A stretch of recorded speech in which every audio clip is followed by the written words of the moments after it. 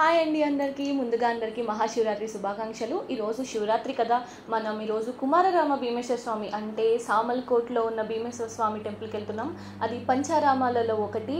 And మరి అక్కడికి వెళ్ళిపోయి మనం శివరాత్రి కోసం మరిన్ని విషయాలు తెలుసుకుందాము. So let's go.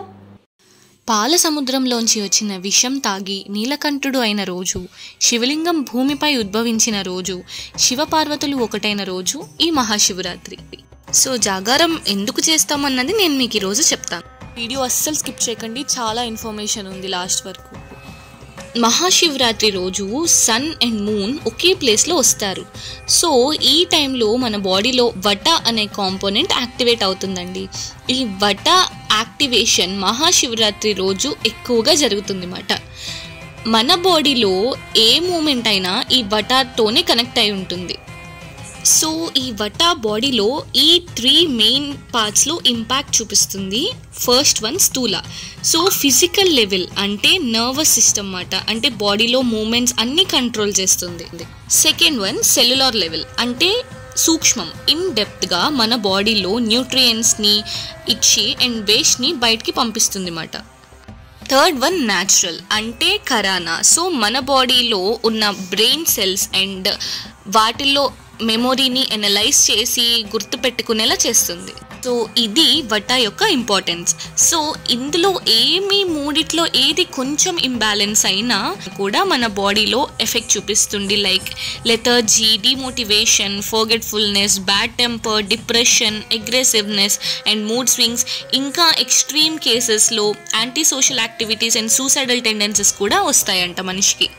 మనం మాట్లాడుకుంటూనే టెంపుల్ కూడా వచ్చేసాము. టెంపుల్ అయితే చాలా చాలా బ్యూటిఫుల్గా డెకరేట్ చేశారు. మొత్తం షాప్స్ అండ్ లైటింగ్స్ అండ్ మొత్తం చాలా చాలా బాగుంది.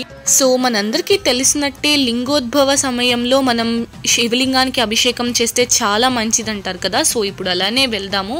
సో మన భీమేశ్వర స్వామి టెంపుల్లో ఇది కోనేరు. సో ఇక్కడి నుంచి మనం వాటర్ పట్టుకెళ్ళి స్వామికి అభిషేకం చేయొచ్చు. బట్ అభిషేకం ఎందుకు చేస్తారో కూడా దాని వెనకాల ఒక సైంటిఫిక్ రీజన్ అయితే ఉంది. ఇలా స్వామికి అభిషేకం చేస్తాం కదండి, శివలింగం ఒక స్పెషల్ గ్రెనేట్తో అండ్ ప్రీషియస్ మెటల్స్తో చేసింది. సో అందులోంచి కొన్ని కాస్మిక్ వైబ్రేషన్స్ అనేవి ప్రొడ్యూస్ అవుతాయి. మహాశివరాత్రి వింటర్ అయ్యి సమ్మర్ వస్తుంది అనగా జరుపుకుంటాం కదా, మన బాడీ వెదర్కి చాలా ఈజీగా ఇన్ఫ్లుయెన్స్ అయిపోతుంది. అండ్ దానివల్ల మనకి రెస్పిరేటరీ డిసీజెస్ కానీ లంగ్ ఇన్ఫెక్షన్స్ కానీ ఎఫెక్ట్ అవుతాయి. సో ఈ బిల్వపత్రాలు స్మెల్ వల్ల, ఈ బిల్వపత్రాలు మనం స్వామికి పూజ చేస్తాం కదా, వీటి స్మెల్ వల్ల మన రెస్పిరేటరీ డిసీజెస్ అండ్ కార్డియాక్ ప్రాబ్లమ్స్ని ప్రివెంట్ చేస్తుంది. దీన్నే అరోమా థెరపీ అని అంటారు. అండ్ నేను చెప్పేది మీకు ఇన్ఫర్మేటివ్గా అనిపిస్తే ప్లీజ్ లైక్ చేయండి, షేర్ చేయండి, అలానే సబ్స్క్రైబ్ కూడా చేయండి. సో అభిషేకం అయిపోయింది, ఇప్పుడు మనం స్వామిని దర్శనం చేసుకోవడానికి వెళ్ళిపోతున్నాము. చాలా జనం ఉన్నారు, స్వామి కోసం అందరూ వెయిట్ చేస్తున్నారు, అందరూ ఎప్పుడెప్పుడు చూస్తామా అని చెప్పి.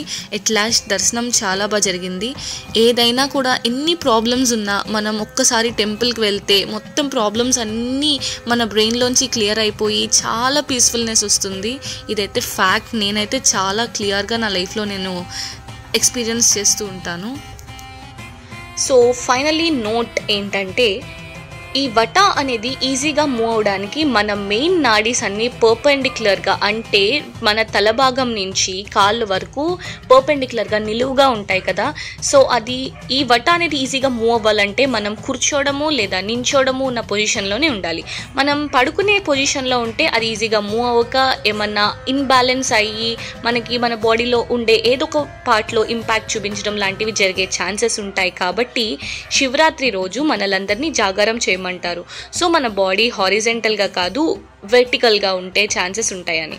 సో గైస్, ఈరోజు మీరు శివరాత్రి రోజు ఎందుకు జాగారం చేయాలో తెలుసుకున్నారు కదా. So I wish you a very happy and healthy Shivaratri జాగారం. ఓం నమః శివాయ.